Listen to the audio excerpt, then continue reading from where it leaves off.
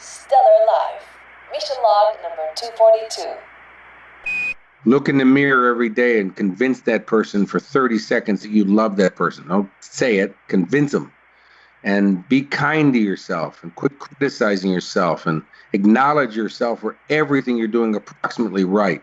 And celebrate all the little things you're doing in life. Because when you do that, all of a sudden you're having a great hour, a great day, a great month, a great year, a great life by just celebrating.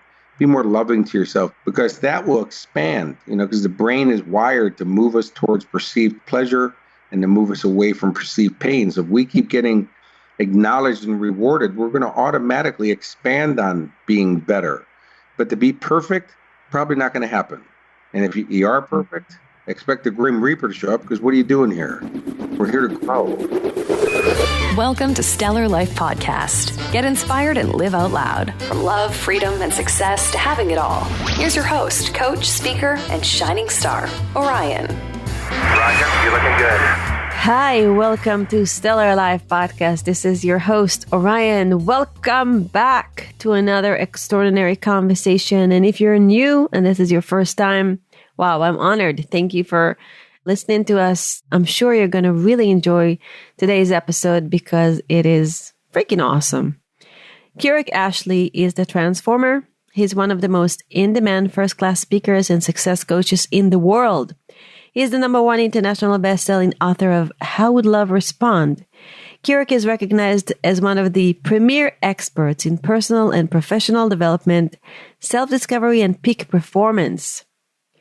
Our conversation today included glimpses from his background being an Hollywood actor and what it is like to be John Travolta and Sylvester Stallone and Arnold Schwarzenegger, who are his buddies, and how he found his path to self-fulfillment and self-love and enjoying his life and really appreciating every moment of his life.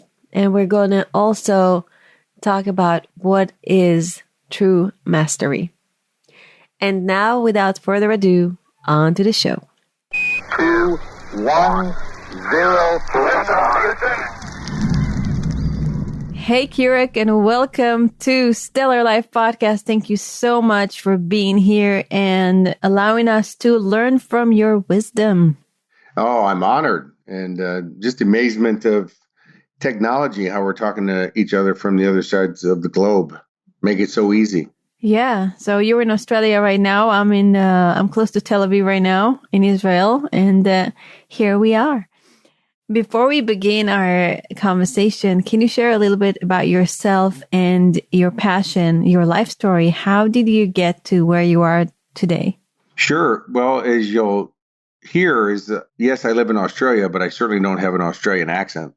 I was born and raised in Chicago. And since I was 12 years old, I was a professional actor.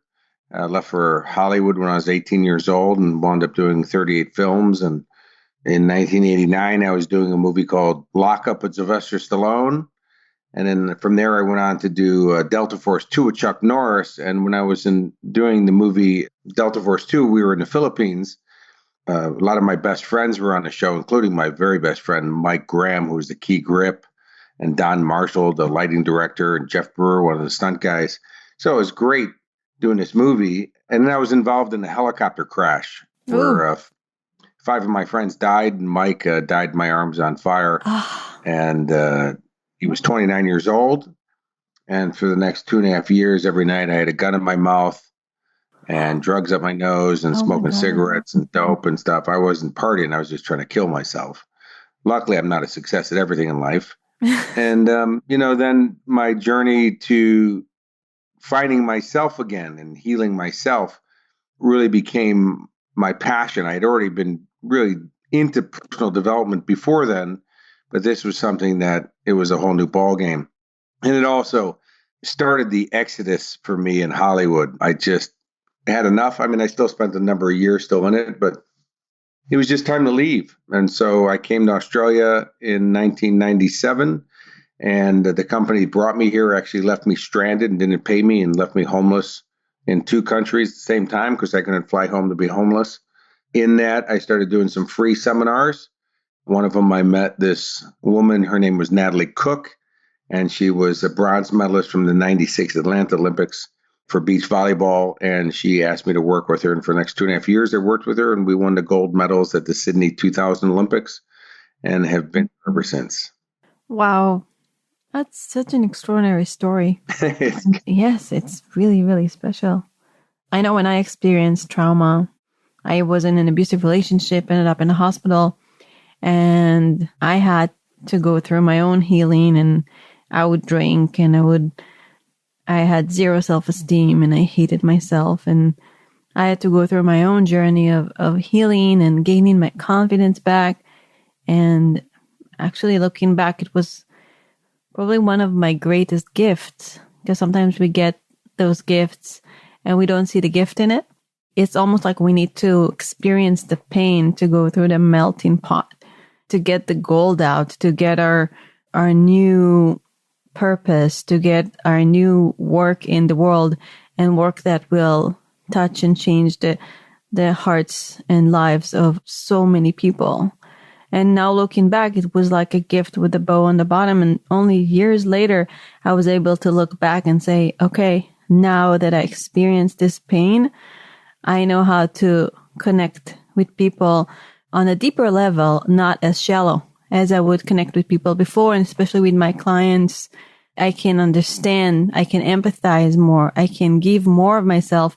And going through that journey gave me those tools to give other people, because the way I see myself is I'm now the person that is reaching out and giving a helping hand to someone, just as when I was in pain and in need, somebody else was helping me. And I think it's a never ending cycle where we are helping and being helped throughout our lives. We're always getting what we ask for, and it rarely comes in the package that you thought it was supposed to show up in. The life that I live now is really who I always wanted to be. Matter of fact, it was even why I was into movies, is because I thought if I got famous, somebody would want to hear me speak about how do you fulfill your dreams and live your quality of life. But life's not fair, and it never has been fair, and it never will be fair. It's a waste of time trying to make it fair. It doesn't turn out the way that it should. It turns out the way that it does. Now it comes down to what do you do with it that creates the experience of life that you get. And so working on yourself, personally developing yourself, it does give you a better quality of life. And yes, you fulfill your dreams and you achieve goals and all those things. But to think that life's not going to hit you hard or, some kind of catastrophe. I mean, we all go through the same stuff. We all go through heartache and heartbreak and people ripping you off and, whatever. It's life. So, COVID, how's that? It's a global thing. The key distinction between successful people, and I mean not just people who make money, but holistically successful, and average people, is that we all go through the same stuff, but successful people, we learn how to manage it differently.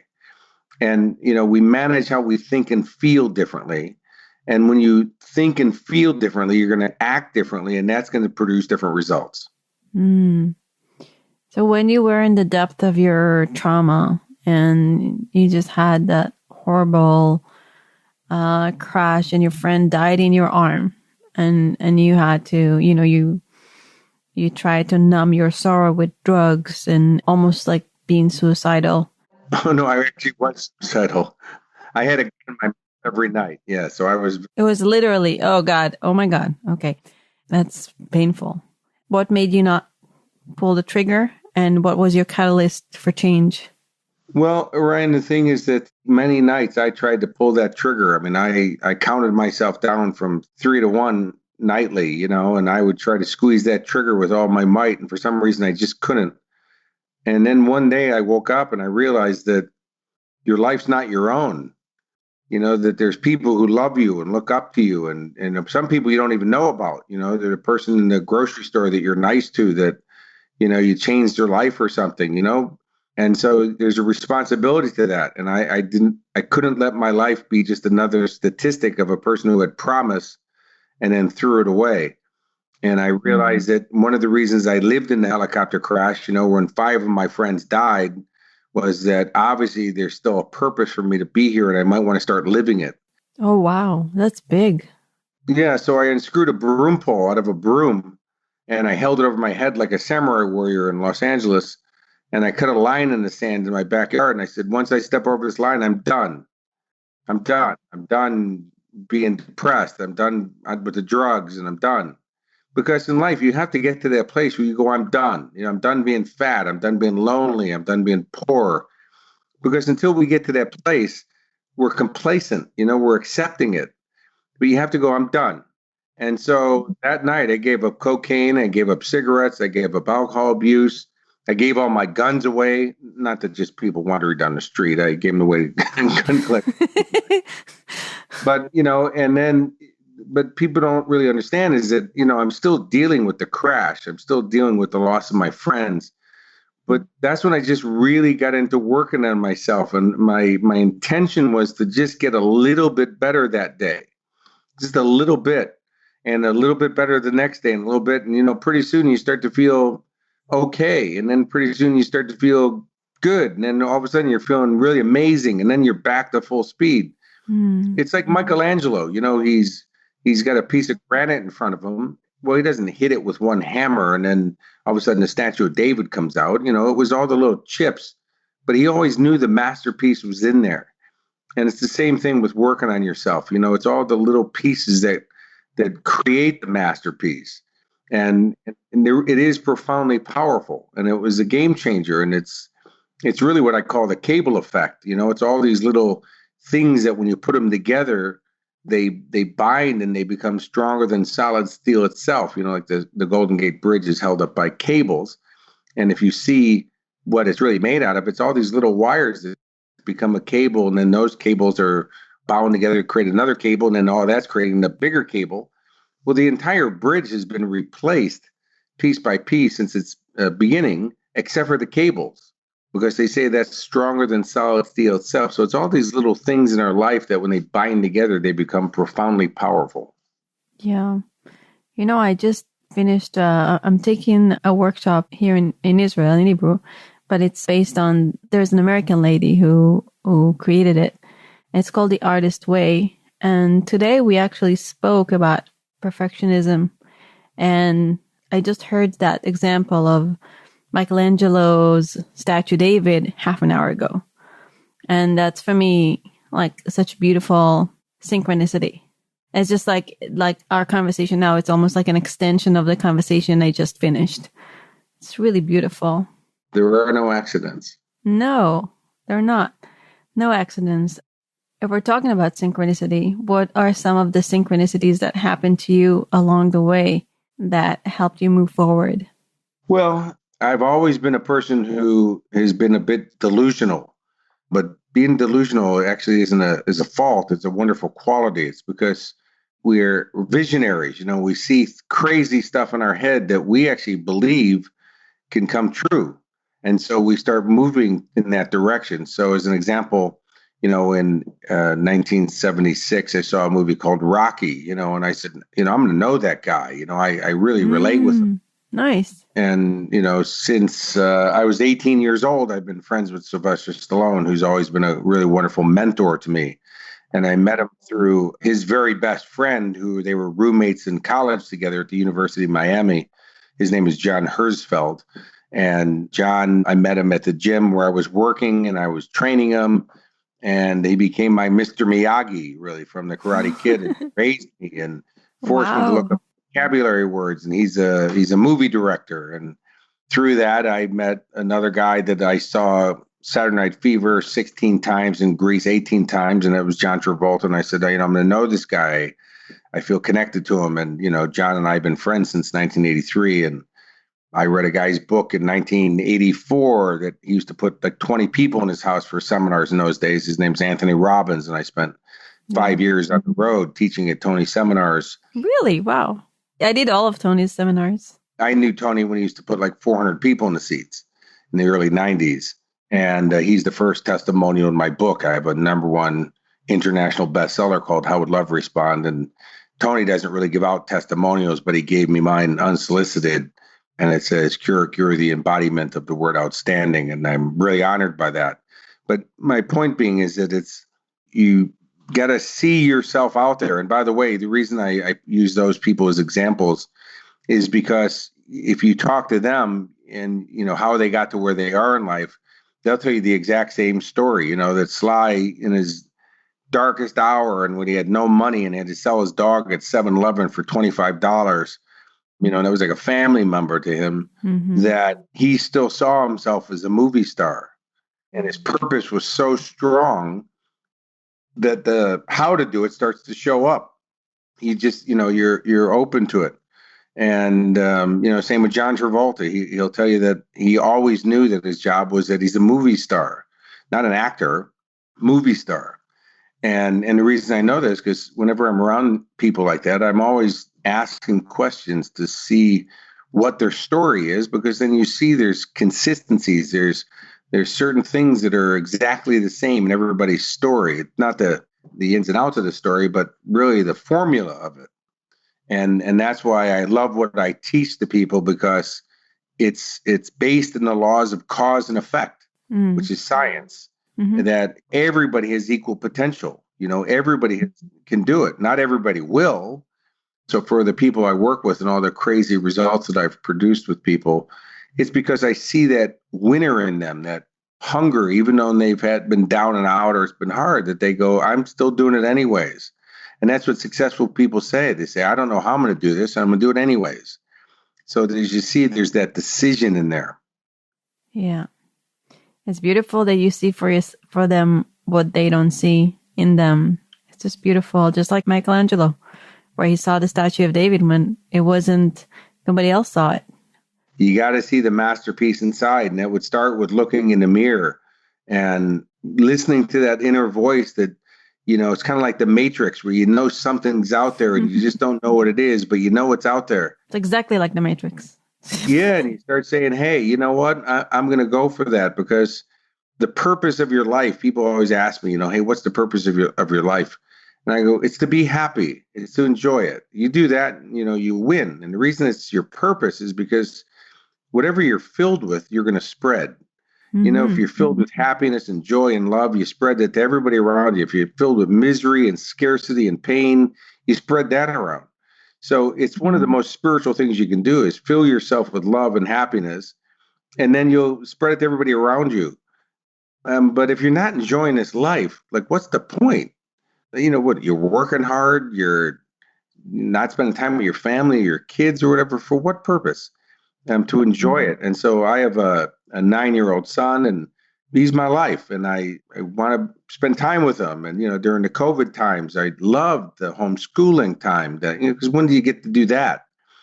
But parents who come around us, afterwards, are always saying, man, I'm going to go home and be different with my kid. I've never seen anybody so present with their child before. And I go, because I really know it's going to be over. I know life's going to be over. So I'm making sure every moment counts. Goes so fast. Kurek, what you're saying is that you better be delusional. And when you see your dreams, you better be more of a Pollyanna and see yourself where you want to be, because your story shapes your life. That's correct, because most people wish really big, but they expect very little. And in life, you get what you expect. So raise your expectations on yourself, and you'll live up to those expectations. And that's where peak performance is. That you expect more out of yourself than anybody else does. If you're expecting it out of other people, well, now you're setting yourself up for pain, because, well, we can't control other people. But expect it out of yourself. And, I expect energy, and I expect to be in shape. And I'm just about to, if I actually celebrated time, I'd be hitting 60 soon. Really? You look really young. Thank you. And I've got abs. You're welcome. I train in martial arts 3 times a week. And which ones? What do you train? Aikido. Oh, I did Aikido. I did Aikido in the past. I did MMA and I did Aikido, yes. Yeah. So it's, and people in the dojo, they go, man, you get thrown hard and you come up smiling. There's something wrong with you. And I go, because you're not going to beat me mentally. And I expect a lot out of myself. But because of that, Yeah, you live that life. But other people going, well, when you're 50, you get older and you lose your mojo and you start getting fat. And since that's what they expect, that's what they get. When you expect stuff from yourself, sometimes it can be a debilitating stress instead of a motivator. So how do you not cross the line where it gives you joy and passion rather than, oh my God, I expect myself so much that I'm overwhelmed and I can't move forward? Well, I also expect to be happy and I expect to be peaceful about it. I also expect to work on myself. So it's a holistic view. It's not about I have to get there no matter what. The thing is that if you ask more specific questions, you get more specific answers, right? It's actually biblical. Ask and it will be given. Yeah. I'm not a religious person. My mom was Jewish. My dad was Christian. I was just really confused. The thing is that whatever questions we ask, so the quality of our life is determined by the quality of our communication. First, how we communicate with ourselves, and then how we communicate with others. But you won't communicate differently with others if you're not communicating differently with yourself first. Then the quality of our communication is determined by the quality of questions that we ask. And anything that we want to figure out or analyze or try to make sense of in our life, it comes through a question. But people are asking poor questions. Why am I such an idiot? Why does this always happen to me? Well, first, why is always a disempowering question because it's only going to make you feel bad. Instead, ask for the outcome that you want.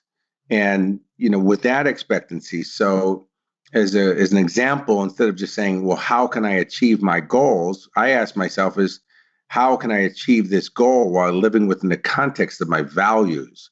Which means spending time with my son and being peaceful and enjoying it. And by the way, I live on a beautiful 14-acre farm here on the Sunshine Coast of Australia. And well, I don't live in a beautiful place so that I never get to see it, because I'm always on the road and all the rest of the stuff is I enjoy where I am. And then because I travel all over the world, I make it home because if I die there, I want to die home. And I've been all over the world. So I instantly say, well, this is my home now until I go back to my farm, if I make it back there.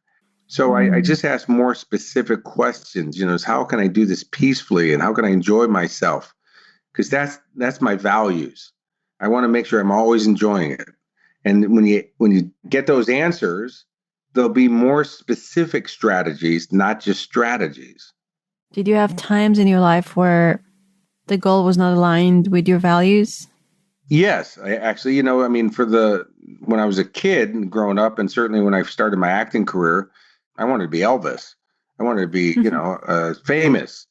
Luckily, having very, very successful movie star friends, plus I used to manage a band called Nelson, which are the twin sons of Ricky Nelson, a rock and roller. And I was here on stage a couple years ago with Arnold Schwarzenegger. So, being around very, very successful people at that level, I got to see what that fame life is like to realize I don't want that at all. What is it like? What didn't you like? For instance, John Travolta he's Italian boy, you eat with him privately, and he eats, he shoves pasta in his face like any other Italian boy and, really, he eats. Then you go out to eat with him at dinner and he takes these little like bird bites of food. And I'm like, John, what are you doing? Well, every 2 seconds, somebody's walking up to the table and they always start with, I don't mean to bother you, but, and it's literally a nonstop parade of people coming up to the table. Oh, wow. And, John's very gracious and loving to everybody, and the reason he's taking these little bites is so that he doesn't have a mouthful of food when somebody catches him at the table because he's trained himself. Stallone, Sly eats when he's in town, when he's at home, every Saturday, he eats at the same restaurant with the same group of guys. And I've been there with him many times. And when he gets out, there's fans because they know he's going to be there. And Arnold is there with him quite a bit. And they come out and they're very gracious with the fans, but they're always there. And see, what people don't understand is that they're there 24 hours a day. Like, Brad Pitt, when he leaves his house, he walks across the street to the paparazzi and says, hey, guys, I'm going to so-and-so restaurant. Drive safe. I'll see you there. So he manages it.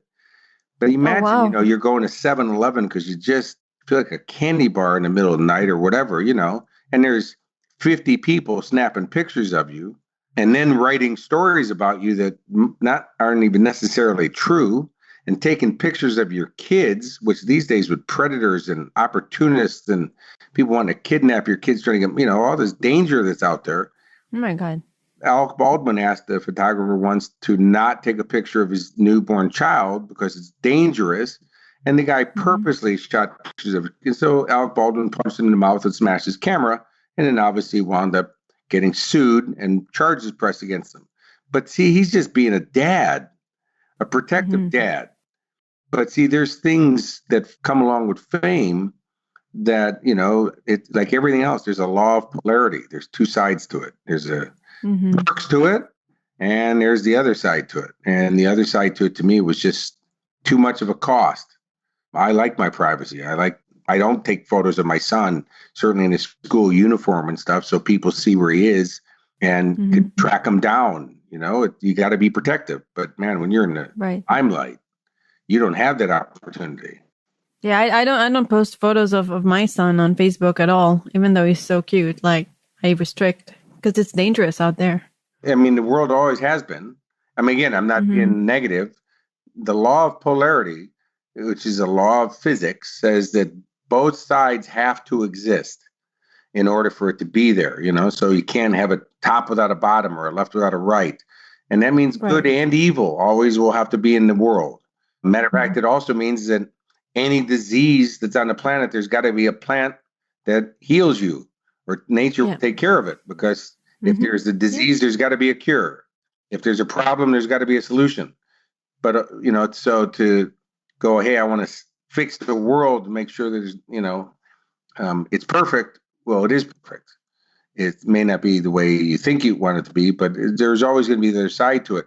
And that's why one of the things I study in martial arts is that I don't plan ever being in a fight again, but I'm definitely prepared if there is one that happens or if there's danger. It's better to be a warrior in the garden than a gardener in the war. Yeah, I heard that before. I love this sentence, this quote. It's beautiful. Yeah. Wow. I want to go back to martial arts now. I don't feel like a warrior at all. I feel like a warrior. Like I worry a lot since I'm a mom. Well, and that's part of it. I mean, nobody tells you that when you become a parent, you're going to worry more than ever. But it's also one of the most wonderful things ever, to care about somebody and love somebody at such a level, and there's stuff you never would have thought about. Matter of fact, when my son's mom had him in the womb, I instantly sold my Harley Davidson that I used to love because I couldn't ride it anymore. I just got the shakes because I knew I had to be responsible. Wow, that's a big shift. Yeah, well, you just go, I got to do it. And so I sold, and a guy cried when he got my bike. It was so beautiful. He's like, oh my God, why are you selling this? I said, I can't ride it anymore. I can't get on it. So it changes you in a good way. And yes, there's worries, but it's one of the most wonderful feelings ever to worry and care at that level, but not a worry that stresses you. It's again, you got to manage how you think and feel. Like you can be worried about predators with your kids. So my son does Aikido with me because I now teach, and since having my black belt and stuff, I teach the kids classes, a lot of them at the dojo, but also teach him about stranger danger and all those things so that he's prepared, not to worry him, but so he's prepared. And because of all that, you can limit the risks, but there are no guarantees in this lifetime. And that's why for him and I, and the way I've taught him is to enjoy all the moments. Don't let kids in school who want to be mean to you or call you names or whatever, don't let them ruin your day. Let them be miserable by themselves. Go find kids who do want to be nice to you and do want to have fun with you and make every day the best ever. And by the way, if you want to get even with those kids who are being nasty to you or there's people in life, be happy. Because the worst revenge is happiness and success. Kill them with kindness. So my son is still at home with me, and every once or twice a week I take him to this place where it's like a kindergarten, but with the parents, only a few hours.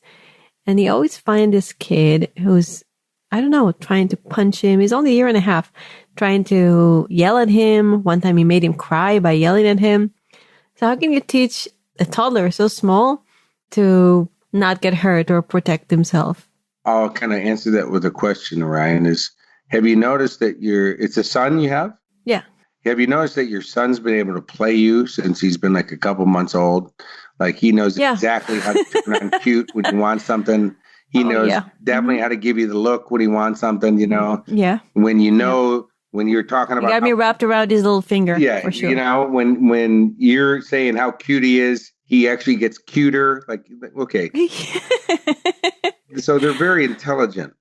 And to think that they're not, you know, you got to remember is before coming to you, he was with God, you know, he was with the universe. So he knows everything. Oh, yeah, you know, beautiful. Life is just about an awakening to what you already know. That's why we don't really learn anything. We always go, oh, yeah, that makes sense.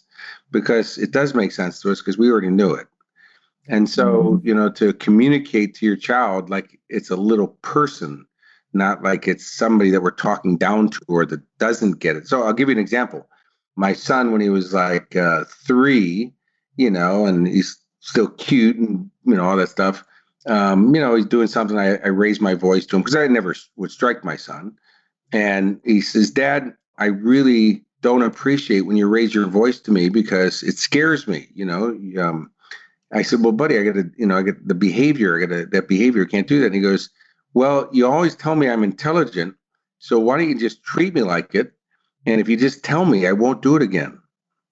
Wow. I go, okay, well, there you go. Thank you for the lesson. And sure enough, Yoda. I just don't raise my voice to him anymore. And because now the funny thing is, because obviously I'm not with his mom anymore, we're good friends and everything. She's more emotional around him. He says, hey, mom yells at me, so I can yell at her back. And they have a whole different relationship than I do with him. And I said, when's the last time you and I fought? And he goes, never, because you just talk to me. Oh, wow. So amazing. They know. They're very smart. And when we think that they're not, well, are they supposed to get smart?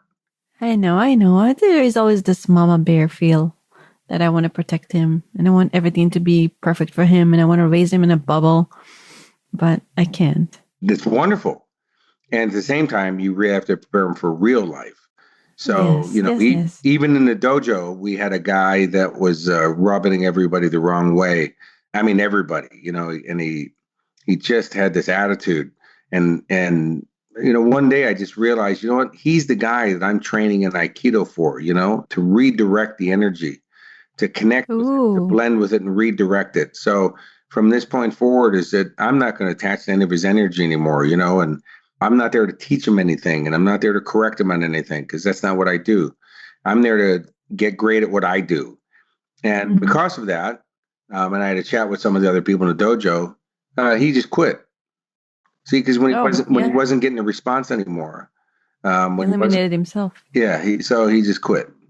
And I've been going, you know, for 13 years now, and he's just another faded memory of another person. But see, that's Morihei Ueshiba, the founder of Aikido, said, you know, mastery is not fighting, you know, because when you kill your opponent, you're killing part of yourself. Instead, you know, true mastery is turning your enemies into your allies. Wow. So it's metaphoric for life and how I operate. I just don't take conflicts head on. You know, I will step to the side, but you still got to connect with it and you got to blend with it and you got to redirect it. That's life, you know, because Aikido, AI means to be in harmony with. Ki is energy and Tao is the way or the path. So it's to be in harmony with energy as a way of life. And it was based in the samurai, you know, so it's a descendant of the samurai, you know, it's the lineage. But the best swordsmen were actually Zen Buddhist priests because they didn't want to fight because the horrors of war were so ugly that they went and became Zen Buddhist priests. These were the best swordsmen ever. They still practiced their swords because they weren't going to be abused, like if somebody came and tried to take over their temple or whatever, but they would rather live in peace, but were prepared. Nice. I wanted to ask you about your spiritual practices. You spoke when we talked about my son, you said, remember, he was just with God and he came here and he's got all this ancient knowledge and DNA. I'm rephrasing, but you say he was connected to God. How do you get your connection with God? Do you have any spiritual practices? I wrote about it for the first time in my book called How Would Love Respond? It's something that I didn't really talk about publicly, but it was my first wife that said, you got to let people know where you get your knowledge because it's profound. It's like beyond your years. And that is that when my best friend Mike Graham died in my arms, he locked himself inside of me. So it's like he didn't leave. His body did, but he didn't. And so for 2.5 years, I was getting regular visits by Mike, and he was very insistent that I helped him see his fiancée so he could say goodbye, because they didn't get to say goodbye. And I had to work out how that happened. Now, I will tell you that I thought I was going insane, because when you start see your dead friend showing up regularly, but the hallucinations were so real and vivid. After a while, you just got to go with it because it's not leaving you alone. And then it turns out I wasn't the only person seeing him. And so finally one night I just said, hey man, go see her in her dreams, because she's not so rational, she's not so resistant. And the next morning she called me at 6:00 in the morning saying that Mike came and said that I sent him, and he sat on the end of the bed, and they said everything they had to say to each other and hugged each other goodbye.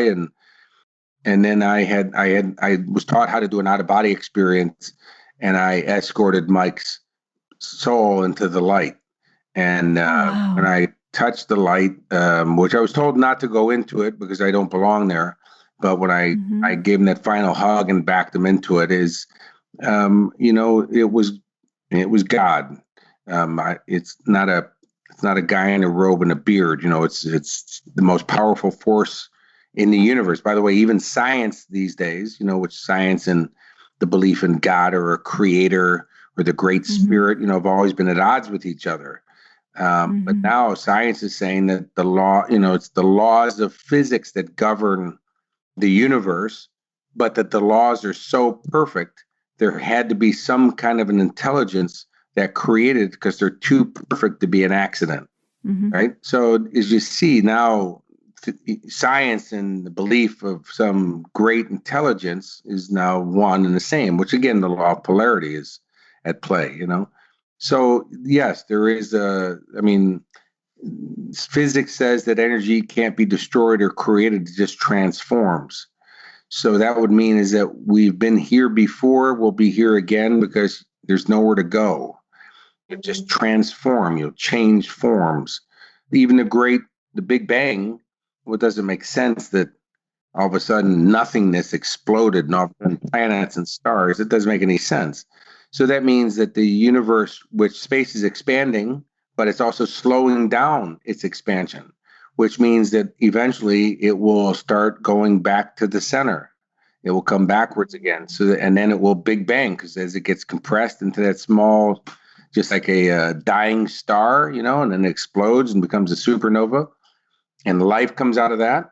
And physics says that creation comes out of destruction. Something's got to leave in order for something new to come in, that we've done this lifetime over and over and over again. And you're going to have the same pitfalls and problems and dramas unless you choose different things to do it this time. So how do you connect to that source? What do you do every day to connect? Does it come naturally to you? Does it come to you in your sleep? Do you channel when you write? Do you channel when you coach? Yes is the answer, but the easiest, the simplest answer is that it's all done through self-love. The Bible says, if you do not know love, you do not know God, because God is love. And being a mom, I can just hear you talk about the love of your child.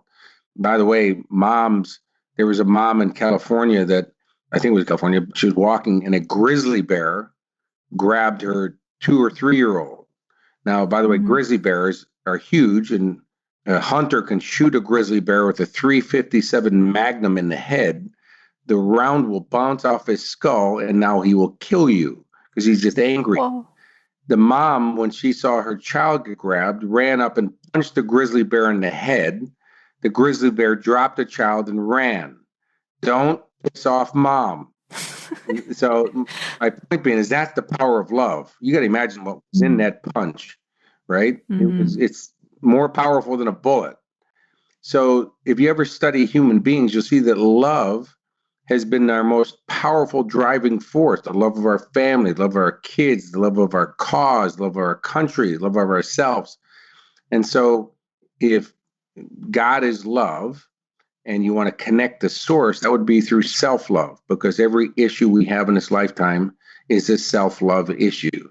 Because when you really love yourself, you won't smoke cigarettes and you won't abuse drugs and you won't stay in an abusive relationship. And how do you increase self-love? Look in the mirror every day and convince that person for 30 seconds that you love that person. Don't say it, convince them. And be kind to yourself and quit criticizing yourself and acknowledge yourself for everything you're doing approximately right. And celebrate all the little things you're doing in life. And because when you do that, all of a sudden you're having a great hour, a great day, a great month, a great year, a great life by just celebrating. But instead, people are so critical on themselves. But the funny thing is you wouldn't do it to your child. Like your child stands up and falls down, you're celebrating. Oh, look at the boo-boo. They pulled down. It's so cute. Matter of fact, we even celebrated their first poo. Look at the poo-poo. Oh, you show your friends the poo, right? And then we get to be an adult and we're so cruel to ourselves. Matter of fact, we're kinder to strangers. We let them get away with more stuff than we do with ourselves. Instead, start being kinder to yourself. Be more loving to yourself. Be more forgiving. Pat yourself on the back for everything you're doing approximately right. Because that will expand, because the brain is wired to move us towards perceived pleasure and to move us away from perceived pain. So if we keep getting acknowledged and rewarded, we're going to automatically expand on being better. But to be perfect, probably not going to happen. And if you are perfect, expect the Grim Reaper to show up, because what are you doing here? We're here to grow. We're here to experience new things. It's life. And as a spirit, we came here to experience all of life. Not just the fluffy, happy bits. Why do you think we go to movies that make us cry and scare the daylights out of us and all that stuff? It's because there's something in us that wants to experience it. My mom says, what's not perfect is perfect as it is. Our imperfectness makes us perfect human beings. Yeah. I guess she says, I'm trying to loosely translate. What's not perfect is perfect. That's exactly what she says. And Orion, my mom's maiden name was Feldman. So she was very Jewish. My brothers were bar mitzvah and stuff. We just moved away from synagogue before I did. Then I guess that's why I still have a child at heart, because I've never became a man. Oh, that's beautiful. And it's not about religion. I mean, it's beautiful to connect to both your religions, Christianity and Judaism, because they both have beautiful values. At the core of it, religion can be really beautiful. Oh, yeah. And I think direct connection to source and self-love, like you said, is the key. Self-love is the key. Yeah. Well, it's funny. I was doing seminars and I was coaching the top executives at Kuwaiti Petroleum, and I was doing speaking engagements there as well. People said to me, they said, "Wow, your content comes right out of the Quran." And I go, "I've never read the Quran." And the Quran, from what I was told, it actually sounds just like the Bible. And by the way, killing innocent people, the jihad stuff, that's not even in there. If you kill innocent people, that's the worst crime ever, and you're never forgiven for it, ever. It's just, but all religions, have had people who've twisted the interpretation of the meaning.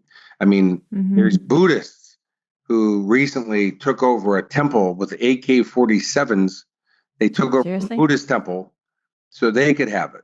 Now, I'm not sure if Siddhartha was really his teachings, but, there's always going to be a twisted interpretation, And by the way, I live right down the road from a place called Chen Rezek, which is the largest Buddhist center in the Southern Hemisphere. And the Dalai Lama, it's only a 20-minute walk from my house. The Dalai Lama stayed there in 2012. Nice. I got to see the Dalai Lama in person when I was in Dharamsala in India. It was magical. And my last wife, one of the last things she did when we were still married is she went with the head monk from Chen Rezek and met the Dalai Lama at his house and had a private meeting with him and stuff. Yeah. And I've seen him speak before, and he has the most childlike giggle. ever. Yeah. And it's just so infectious. And that's just a man who's just enjoying life. But if you think he doesn't have fear and doubt and insecurity, of course he does. Mother Teresa, in her own scriptures after she was dead, said that I have no physical proof that God existed. With all the suffering and pain that I've seen in life, I ran on pure faith. But see, faith is the ability to see the invisible. Yeah, it's beautiful. Kurek, thank you so much for this conversation. We went through so many places. It was just wonderful. And it was a pleasure to get to know you and learn from you. And I really appreciate you sharing everything that you shared with us today. My pleasure. And thanks for anytime you want me back, I'd be honored. I would love that. I would love that. Yes. And I want to also, so people will know how to reach you and connect with you, learn from you, go to your workshops. Where will they go? KurekAshley.com is probably the easiest. KurekAshley.com. I'm on Facebook, obviously, and Instagram and all the rest of those things. If you write me, I write back. So my email is Kurek@KurekAshley.com. It's pretty easy, but I don't have ESP. So if you don't write, don't expect me to write you first because I don't know where to write you. Thank you. Thank you so much. My pleasure. Thank you. And I'd love to send you personally a copy of my book if you want to read it and just make sure I have your postal address. Yeah, sure. Whoa. Thank you. I actually would. I'm lucky. Thank you. And thank you, listeners. Remember to love yourself, celebrate yourself, be kind to yourself, and playful like a child, and have a stellar life. This is Orion. Till next time. Thank you for joining me on my mission to light people up and change lives around the world. I hope today's conversation inspires you to step up, go after the life of your dreams, and be who you want to be. If you enjoyed this episode, make sure to go to stellarlifepodcast.com for show notes, transcripts, and other cool stuff. And please subscribe, review, and help spread the word by sharing us on Facebook and Twitter. Have a lovely day, and I'll catch you on the next episode.